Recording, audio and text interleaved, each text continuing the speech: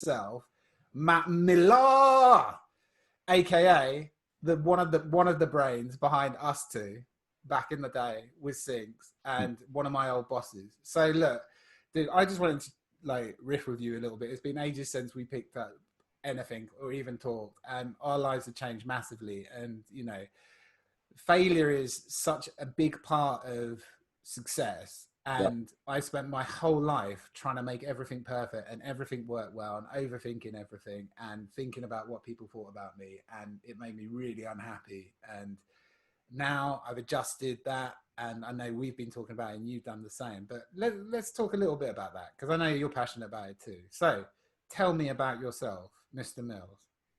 Bloody hell, that's an open-ended question, isn't it? Tell me about myself in terms of the failure part of it, or... No, tell me like, okay, let's start where we met, right? So we worked together. Oh, I see, yeah. I'm going to retell the story, actually. As I want to hear if it's the same as... Yeah, go on then. So this is probably not what actually happened, but this is the legend that was printed, that I came walking in with a white T-shirt vest on with a gold chain around my neck. That's true. All the way from Hull.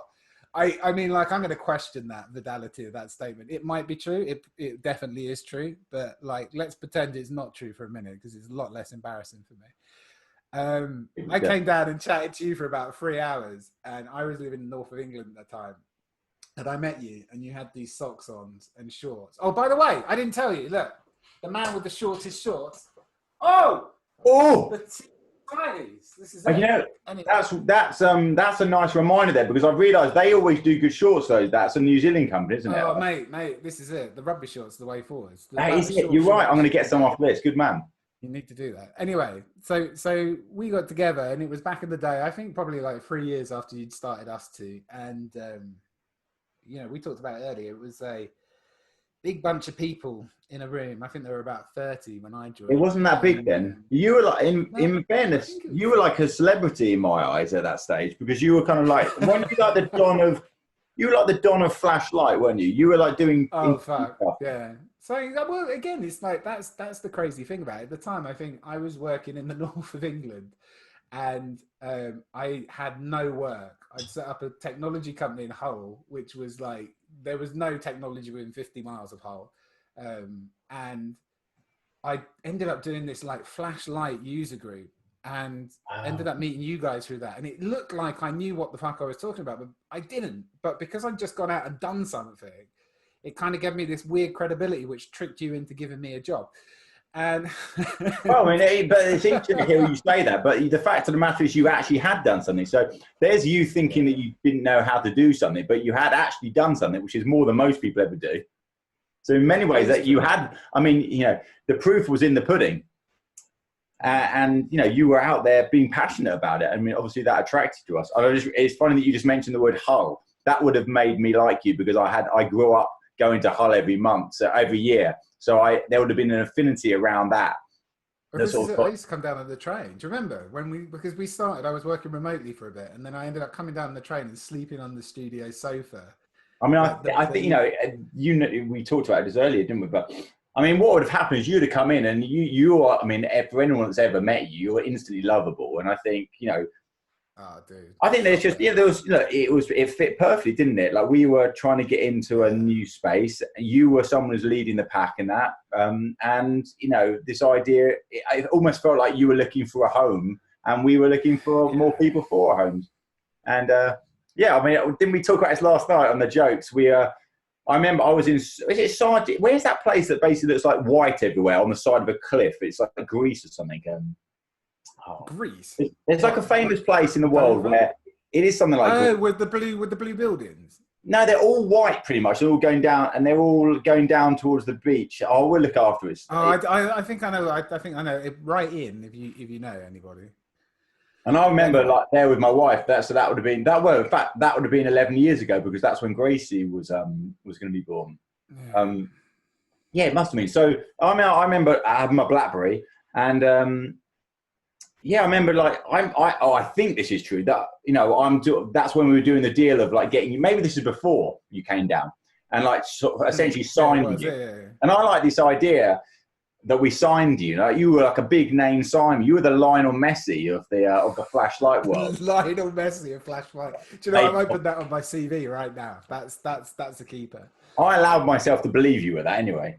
So then I think, well, I think, you know, what was amazing about you is you come in, yeah, like you were confident. I mean, it's funny, isn't it? Maybe you weren't confident, but you had a front around confidence that actually, what I found so confident about it was I could sense that you weren't confident. So there wasn't like, yeah, you were never like, even though I think you were playing a character of like being confident, you weren't like a confident arsehole. You were actually a lovable, confident person who wasn't confident. Oh yeah, because not confident at all. I Yeah. think that's like, and you know, that's kind of what I wanted to talk to you about today. Because obviously, like, look, you know, if you look online and you look up Mills, you will see the big 200 plus sort of global entity that is UsTwo, and you know, some craziness on various social media channels and some of the old videos with wigs and stuff like that. But like, you know, I know you quite well, and I know that, you know, you are fundamentally just yourself, but at the same time, I think like most people that have like lots of responsibilities or run businesses have like, you know, a bit of a identity crisis and confidence crisis. I know I did, like having 5K and other businesses like that. And I think like that's kind of the stuff I want to talk about, because I think, you know, a lot of people have these chats about business and it all being successful and, you know, promoting the next thing and hustling and all that kind of shit that goes with it. And it's always this front of looking amazing. And I think from all the things I've done in my life, the failures are the things that have taught me the most. Undoubtedly. And like, I'd just be really interested to kind of hear like how you feel that's affected you, because, you know, behind the headlines and the BAFTAs and everything else, you know, it's a struggle running a big business. I only ran a small one. That was a struggle. So, you know, how did it go? Because it was kind of a massive meteoric rise at the beginning, wasn't it?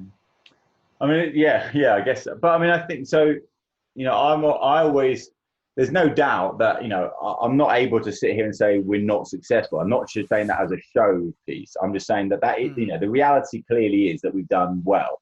But the reason I say that is that there's also equally no doubt that luck played a huge role in that, you know, timing.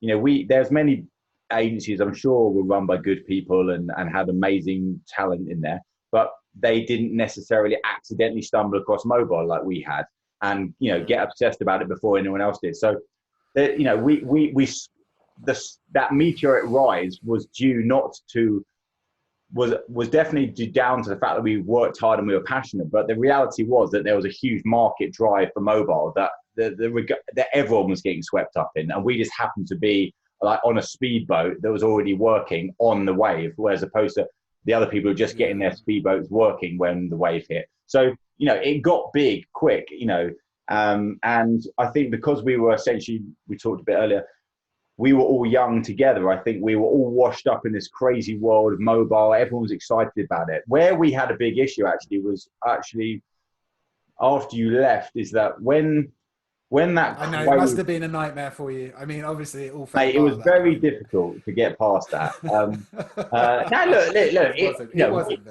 No, but I mean, it was difficult because, of course, I guess in many ways, you know, 15 years we've been doing UsTwo now. We've had to, on reflection now, every couple of years we've had to change things, and you know, we've got, you know, we've had like stages like where UsTwo is UsTwo, but it's a different UsTwo than it was 3 years ago. Yeah.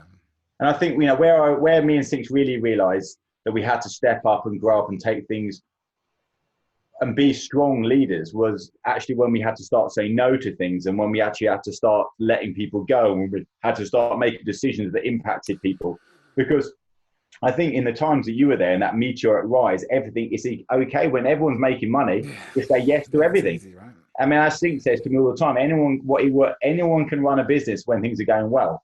When things got hard, really hard for us about 5 years ago, was when the wave had crashed. You know, everyone was kind of doing the same thing. You know, we weren't a young company anymore, that, you know, we were actually established. We couldn't convince ourselves we were this new kid on the block.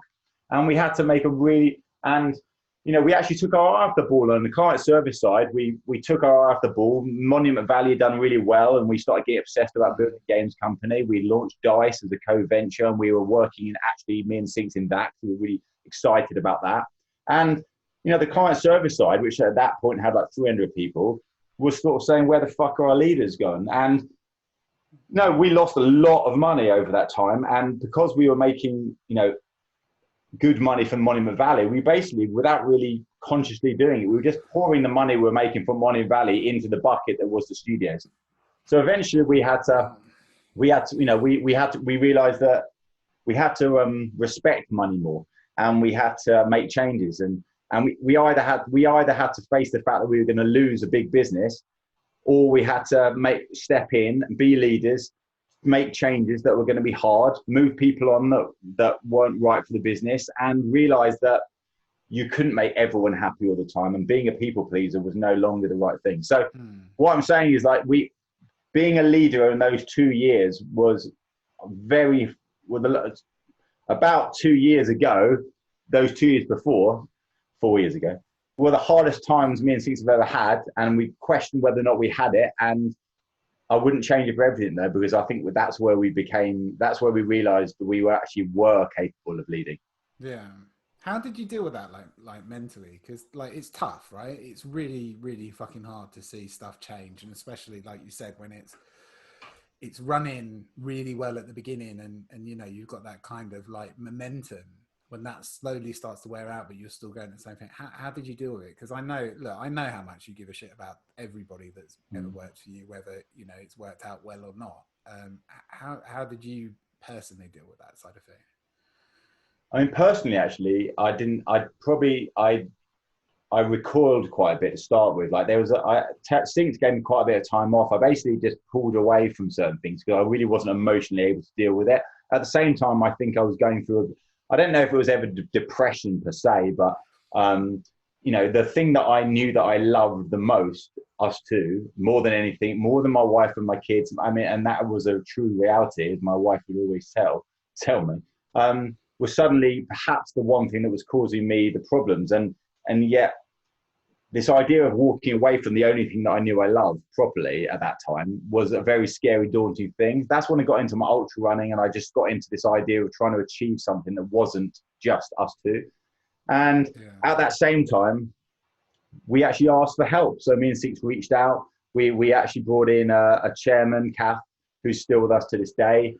And I think our mindset changed from being these kids that really didn't want to ask for anyone for help to being people that realize that leadership is about knowing when to get help and being humble enough to realize that we couldn't do everything, and actually the scale it was and the operational rigor that it needed and wasn't actually what me and Sinks even wanted to be doing. Sinks did step in for a year to be like a more focused CEO in preparation for the headhunt that we were doing for a new CEO. And we totally transformed the business. We broke it up. We made games separate from studios. We set up a board. We did a lot of things we thought we'd never do, actually, and we put a lot of governance in, and which actually the early years I would have said, oh God, you're great, you're turning corporate. Yeah. But it wasn't corporate at all, actually, because actually all those things were actually enabling me to be better at what I was good at and better at what Sinks was good at. So these things are difficult, but I'll always, whenever I talk about business, I never want to be one of those people that claims it was easy. As I say, it was easy in the early years because there was a market wave and we were passionate. But now, these last few years have definitely been harder. They've definitely been, we make more money today than we ever have, but it's a very different business to the years that we were doing. I think that's the thing, though, isn't it? It's like, I went off and did my own thing for a little bit. And you've been there, yeah. But I didn't, like I've done like it in the miniature world. It's kind of like, if you take yours, which is a big grown up way of doing it and at massive scale, I mean, like in the miniature world, but there was a point that I and we as a business at 5K made a lot of money very quickly. And, but my happiness never went up proportionally to that. I'd actually say that my happiness went down the more that I kind of did that. And obviously it was a big changing point in my life as well. And my life went pretty fucked up in a way, because I built this thing where it kind of took over, like you were saying, from my actual family. And I guess that's like one of the things that I'm really interested in about talking to you, is this kind of company versus family. Because for me, I completely fucked it up. I just didn't see my wife, I didn't see my kids, I was out drinking, it was just all absolutely crazy. And so you had a similar kind of thing going on like that, to a degree, would you say? Like the Yeah, balance it's funny. and the happiness. Yeah, I still to this day still have that feeling. I put more in. Although my wife is my best friend, along with Sinks as well, and my kids, are my kids, and us two is it's still my thing. It's still the thing that really is my real baby, and it's weird to have such an empathy towards something that obviously is a construct, but I tried to believe it wasn't that important, and it was important. I think now I found a better balance, but my balance is not like, it's still that one is much more, it's not more important, but it's where my passion is, my hobby, it's where I get my energy from. It's a vehicle to make me feel good. I think, Lise, I think when me and Lise talked about it about a year ago, she talked about knowing that us two she always knew that she was second to the company. And actually, when I heard that, I think it was a powerful thing, because it grounded me a lot. It made me realize how much she had sacrificed in allowing me to do what I wanted to do. And I think in hearing that, what I don't do now is take for granted that support that she gave me. So although I still go all in and I'm still obsessed about us two, and I'm working from home every day for the last 6 weeks, but I'm still up in my bedroom, up in this attic at 7 a.m, and I don't leave it, and I don't really leave it for 12 hours. And she knows that. She's pretty glad half the time. So I just think I'm just different in that I'm not completely oblivious to the fact that without Lise, I wouldn't be able to do this. And, and I talk to her about stuff that I never used to talk to her about as well, in terms of the business. I get her advice around stuff. So I used to protect her. I think I was protecting her from the business by not talking about it, but actually that, it's quite a weird thing. She knows that I spend most of my life talking about with people that she doesn't know. So now I've brought her into the fold more. She helps me with certain things. And actually, just like I reach out for help with our board and other advisors, she's one of those people now. I think family is such a hard thing, isn't it? When you run a business or you have like a passion to do something. And I've been thinking about this a lot, actually, especially over the last couple of years, is like, what is achieving something? Because it's so easy to buy into this whole, you have to have a big business, or you have to have this, or all this stuff. And the more stuff I got, the more unhappy I was, and the more that made me unhappy in myself, and the worse life decisions I made, and to the point of almost alienating my family completely. And that was tough, that's taken some repairing. And I went through phases of, I want a big business. And I think in some ways I wanted to copy what, the stuff that we'd done at UsTwo, but, that was never me. And that, it's that search for self that we talked about earlier, right? What is that? And what makes you feel, fulfilled? Do you feel more fulfilled now with the way that you're working at UsTwo and just life in general? Yeah, I don't think, yeah. It's funny. I've had this conversation actually with someone else who's just about to start their business out, and I'm trying to really make sure they understand what it is they're trying to achieve.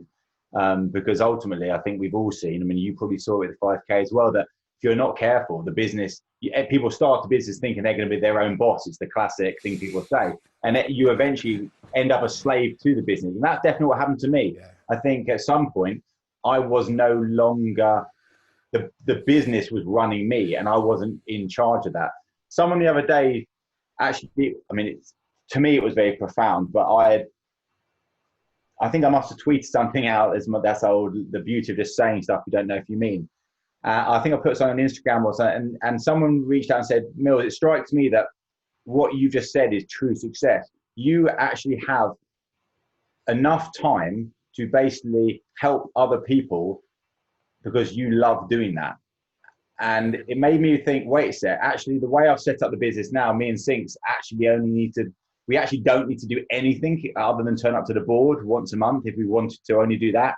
And I'm saying that for two reasons. One, we've set up the business in order to actually work without us. That was a conscious decision a few years ago. I'm not saying I don't want to be there, but I wanted to make sure that if anything happened to me and Sinks, we wouldn't lose the very thing that we've spent years on. And equally, I think I wanted to find out what it is I love. Now I totally forgot about the question, but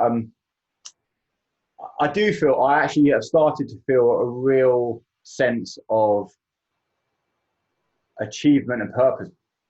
And it's not because I've made loads of money, because actually I haven't. I mean, we've always kept the money in the business. Don't get me wrong. I've always believed if you have enough money and you've got a limit to what you're actually trying to get, then actually fine. You know, for me, it's quite basic. If I can secure the knowledge that my family are going to be okay, and I can never have to get a job again, which would absolutely kill me because I'm a total joke. And in all honesty, I can go on holidays every year with the family and actually appreciate that time. I don't want for anything else. I don't actually give a shit about physical things. I like this small room that's got nothing in it. So I think if you're lucky enough to never be driven by money, but yet you understand the importance of it to a level, then actually I've realized now that my purpose and my happiness comes not from money at all, but it totally comes from helping people or feeling useful to somebody else. And so I'm in a position now where the business runs without me, other than me just, making sure it has ambition, and I can focus every day on trying to help people who are just starting out. And I'm the luckiest human on earth in that respect, because that gives me energy. Plus it makes me feel young. Yeah. Plus it makes me get new ideas because I steal them all. And But I think that's the cool thing, right? Because I remember running a business before, and like you said, the business taking over life. And I think sometimes people go into this and they don't realize they're just creating themselves a really badly paid job because they're doing so much stuff. And actually, to aspire to having a business that can run without you, I think that is probably, out of all the things, probably one of the things that's going to give you the time, because fundamentally that's the thing you can't get back, right? I found that, I've started to allow myself to realize that and this sounds like we're trumping ourselves or whatever that word means, but there aren't many people, I think, that actually, most people would probably sell their business around now. And a lot of my peers who built, very successful agencies have sold it and made an awful lot of money. But yet what I see from them is almost a loss. They've lost an identity. Now, obviously you can build a business and not wrap your identity up in it. And I think actually I was unable to do that. My identity is UsTwo. And I purposely did that. And I don't suggest that everyone does that. But I want my identity to be in UsTwo. That for me is part of why that is my thing I love. So yeah, definitely don't start a business if you think you're going to be totally free, because actually I think by and large you're going to be the unfreest you've ever been. And certainly if you don't like people, don't start a business, because you saw it. We are 1,400 people at that stage though. It was a different time, because it was basically a big party in many ways, that I was okay dealing with that. Now UsTwo it's extremely well run, and there's we have to think about career development, and we have to think about obviously rightly so, diversity. We have to think about leadership. We have to think about succession planning. We have to think about governance of the business. These are not the things that I naturally would do, but I know the importance of them to make UsTwo better. So hence, I make sure that we bring in people who absolutely have the skills to develop that for people. My ego doesn't get in the way of that. If I can spend more time not doing that, brilliant. I can go and do my own thing, dancing on Instagram. I like the dancing on Instagram. I think there's a niche for that. I do. Hey, I'm glad you said that, because I said that. You're about the fifth person even today to say it. And I keep going downstairs to Lise and saying, I just want to tell you another person has told me that my dancing is appreciated. Yeah, but I think the thing is, just do it. I think I tell you what, and I'll be completely honest, one of the things I've always struggled with the most is having the fucking balls to be myself. Like you mentioned earlier, like I think there's a way that you can come across sometimes confident without actually having that confidence. I find it really fucking hard to like let loose and be myself, and I kind of do admire that in a lot of people. You know, I think it's tough at a certain point. I think, if I'm being honest, it comes down to ego. And I think when you don't know necessarily who you are, that becomes even worse. I think that's why I went down the path I went down, and you know, my kind of life fell apart a little bit around it as well. But I think what you just said I then think, is really apt, mate, because I think the thing is, it's hard. I don't think people necessarily do always know who they are, and you know, it's taken me. I was actually always being who I was, but I didn't recognize that that was okay to yeah, know that. You know, so I'm actually just. I I think once you just realize, thing is, being yourself doesn't necessarily mean you're going to dance on Instagram. Do you know what I mean? You know that for no, me, no, I know. exactly, Like Lisa said the other day, you're a bit of a narcissist, and actually, it was. You know, and certainly if you were looking at my Instagram a few weeks ago for a while, like everything is about me, like, and it is a bit weird. But then I said to Lise, you know what, Lise? Actually, you're right. I like it. I do like the attention I give to. And I'm not trying to pretend I don't like that attention. So actually, yeah, I wouldn't be myself if I stopped doing that. So I'm okay with it. I'm not saying it's not narcissistical in some ways, yeah, but I actually like. I'm doing it for me. If someone else likes it, fine. If they don't like it, fine. But I'm doing it yeah. for me. I get energy from it, and that's why I'm going to keep doing it. I mean, that kind of feeds into what we kind of mentioned earlier, which is this kind of creativity. And I think, you know, we're, you know, very much you have definitely been at kind of the forefront in the digital design business, right? And I think like there is that kind of side of thing. It comes down to ego and it comes down to the way that you're perceived, but that level of creative output. And you know, I know, for instance, UsTwo's always been super about, you know, the best polished work coming out, and I guess moving from being a product company to then having the games and opening yourself up to praise and criticism from various parts of, you know, the world via the Yeah. internet. How have you dealt with that? In terms of me or the work itself. No, in terms of you, man, I think there's, you know, you have an aspiration of what you want to put out in the world, right? And Yeah. then I know you give a shit about how people feel about it because you give a shit about how you feel about it. So how did you deal with that? Like exposing yourself to that kind of, I suppose, stimulus, is that the fucking word? But like, you know, that kind of feedback, direct feedback, both good and bad. Well, I mean, now I look back, I think obviously I didn't always deal with it very well because I was naive or young or cared too much about people. Mm. People, you know, I wasn't able to separate in the early days people criticizing me for what they actually saw and versus who I actually am, you know, because Mm. one thing I wouldn't do now is I don't pile in on people on Twitter or Instagram or I try not to make assumptions about people on Yeah. something they've said or do because I actually also know that they might just be doing what I do and just testing stuff out and not being real. So I think you just have to. I think there's no actual point caring what a random person you don't know thinks about you if they haven't taken the time to get to know you. Yeah. Equally, so I don't know. I think you've got to be. I think you've got to. I mean, if you don't put stuff out there, then don't put stuff out. I mean, it's funny. I mean, I get my kicks out of chucking stuff there and seeing what reaction I get, and that reaction helps Mm. me decide whether or not I agree with something. Sinks, obviously, my co-founder, he would never, and he doesn't use social media. He doesn't want to put stuff out. He just doesn't get driven by that. He doesn't give a shit about what I like. Yeah. My creativity is not having a talent around drawing a great picture or building something really special or coming up with a game idea. It's just about being well. I'm saying this, but I'm not saying others say it. My creativity is trying to demonstrate being I'm just living my life the way I want to live it, and hopefully that inspires other people. And then my illogical thinking sometimes allows other people to think differently, and they come up with something good. So yeah, too much of the world, mate, is too many people are literally what's the word? Oh, fuck. are caught in the headlights of fear about what other people think. Who gives a shit what other people think? I mean, literally, who does give a shit? It's funny, isn't it? Fear is like definitely the biggest thing for me. That's like, it's funny, and it's a double-edged sword, right? It's fear of failing, but fear of success at the same time in some kind of weird ways. Do you know what I mean? But I don't I know. think, I don't think I'm. I don't think I'm scared of failing. I think I'm often. My problem is I'm scared of trying. I'm actually. It's yeah, effort, yeah, right? yeah, No, yeah, I definitely. thought this last night. It's like, um,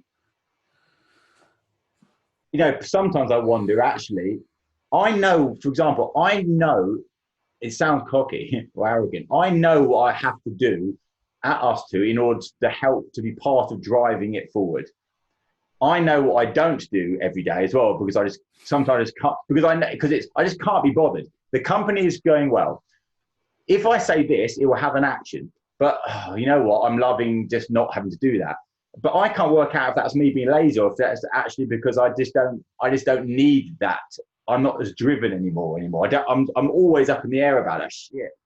But I think at the end of the day, it's not. Yeah, so it's not a fear of. It's anyone can sit at home doing fuck all. It's not hard to do that, but not anyone can actually make a step towards something else. I don't know if that made any sense. I hope you No, have any it does. It philosophy. does. I guess it's like, but I guess like UsTwo is a unique place in the sense of when I worked there, it was very much a case of, look, we try stuff out. If it goes well, it goes well. If it doesn't, it doesn't. And at the Yeah, time, you used to speak a lot about Suxalia, yeah, and I think that's something that's lost at big companies. A lot of places. I mean, if you look at most of like big companies and clients that you have, failure is not something that's necessarily rewarded, right? If you come in and build a big digital product and it fails, like yeah. that's No, not you're like a right. hey, well done, you're CEO now, right? So how do you kind of like turn around internally or that kind of culture to allow people to feel that actually, do you know what, they have the room to fail and it's not going to like affect their career or like, that kind of thing. It's a very apt question because although you say that about us, I mean, I actually feel that I sense there's often times where UsTwo you get bigger, you put structures in, you are less likely to want to fail. If I think Yeah, about Monument Valley, I can absolutely categorically on the Suxalia Trail point to a trail yeah, of things that didn't do well. But yet, yeah, yeah. clearly, by doing that, we did get to Monument Valley. Now, I'm not saying that if we start another trail, we'll get there, but I can pretty much guess that if we don't do anything, we're never going to get there. So Yeah, it's like, yeah, yeah. So yeah. I think you just have to. I think with UsTwo, we always betted what we could afford to lose. I think we were never. Again, we didn't want to damage I the. never forget. I never forget that video you made with Sinks, where it was like, "Yeah, I just spent another 250 grand on like whale trail, and this Mate, went I better than still I send that planned." out now, and I still talk about that. I still Honestly, show like that a cutout of the video because genius. I mean, you've got like you obviously can sort of strategize all the left, right, and center, but you've got the thing is the to get good at something, you have to spend time on it, don't you? So you've got to start Yeah, somewhere, and there's often too much pressure to make money from the day to day. I mean, it's the same with us too. Let's say clients hit the client service side. Like we know that right now we have had to and are continuing to change our offering yet again. Because if we yeah, kept on selling the same thing we're selling 2 years ago, we wouldn't be around today. And that's hard because we're making money obviously now. So why would you change something? But we know sure. we know that if we don't change it, even though we're making money today, next year we're not going to be making the same money again. So you've got to constantly like break the things that feeds you, which is difficult. And I think big companies, I don't think they're incentivized right. What they're not incentivized to take risks because they'll lose their jobs probably. So Yeah, organizations exactly. are actually kill themselves because they don't create that culture that says, come on, to be successful, we have to never be happy with what we've got. So, what was the hardest part for you for like taking that original kind of thing from the small business to then like the change? Like after I left, I think you went up to around about 400 people, and like in some respects, I have this kind of like glamorized version of us all, like 25 people in Bateman's Row, and then sort of seeing it change in a lot of positive ways, but also like in a very different way. It became very different. How did you kind of like? Well, actually, do you know what? How did you kind of like make that successful transition? Actually, what were the biggest issues that you found with that kind of scale up? Well, I think that in answer to the first part of that, I think we have. I mean, it's become like the thing I say now. So I don't know if it's a real thing, but like we have always recognised that you have to at UsTwo, we have to change to stay the same. So actually, our biggest, our mate, and that's actually a value of like embracing change is a value that, although we've always had it as a value, I've never really paid any attention to it, but I've recognised that that has been our success, our willingness, even subconsciously, to change out the entire company. You know, we worked out the other day, we've had over 1,000 people that have worked at UsTwo. That's, you know, so the UsTwo that you knew is the UsTwo that you know. The UsTwo I know today is different from 2 years ago. Like we haven't, and I think the thing is, so I never look back to the early years and go, oh, that was the best time. I look back and go, that was a different time. It was a different time. It was an A time. It was an amazing time. I love every time for different. There's different reasons why I might have had a different time of enjoyment for that time. But, you know, I would never go back to those early days now. No, of course not. But equally, in those days, I would never have fast forwarded to where I am today. So I think you've got to embrace it. You've got to be willing to change yourself. Like if you're not somebody who's willing to change themselves, and I was still the sort of guy that I was then the company wouldn't succeed. I need to demonstrate to myself and role model change. I need to grow up. I need to adapt. I need to know when to use my gut reaction versus when I have to slow right down and actually take a lot of time to get through something that might frustrate me. So I think our success is purely based on our willingness and our in changing. I mean, it's as simple as that, and not being happy with what it was, and recognizing that if we want legacy, we want a company that stays relevant, we're actually we have to always believe that our best work and output is ahead of us. If it's not ahead of us, we have to give up. Yeah. And for too long, I have to say, like Monument Valley was the best and worst thing that happened to us too. Like it was the best thing because it was something I always wanted, and I wanted to prove that we could build something that would have that sort of scale.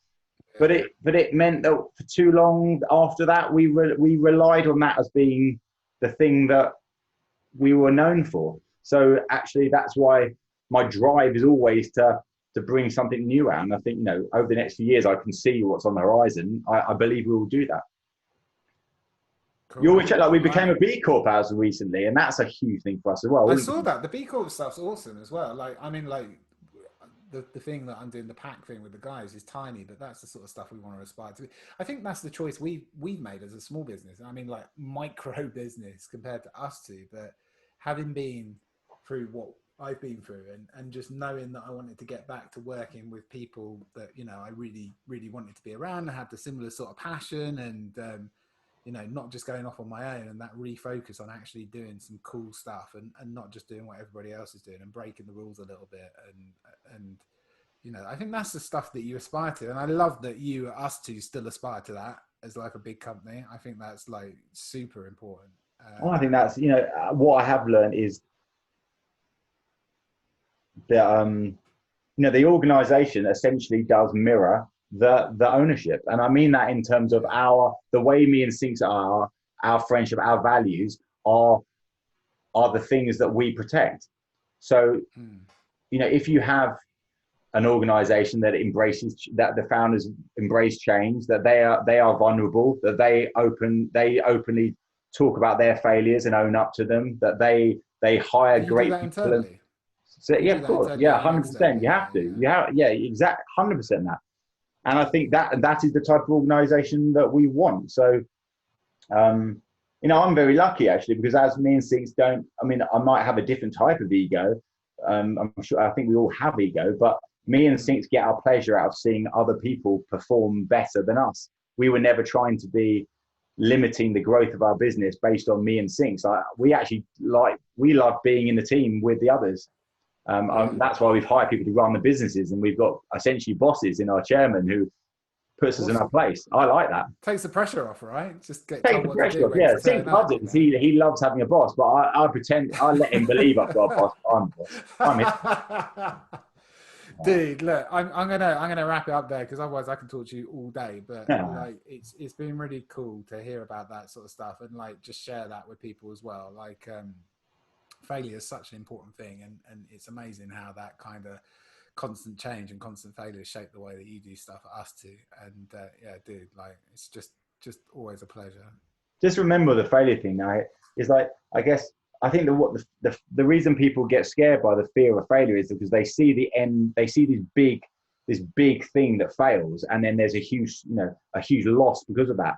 A good failure, in many ways, a good failure is that you're doing these small steps.